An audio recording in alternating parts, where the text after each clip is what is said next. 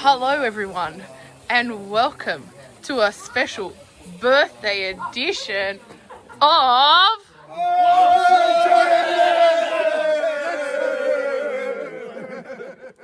It's on again. That's right. The family. Hey, happy birthday to Vasilis.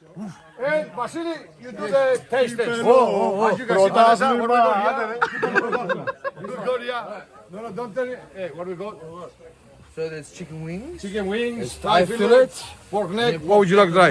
Let's go the Thai fillet. Oh, look, we don't even have to cut. Ready? No, ready. Hold on.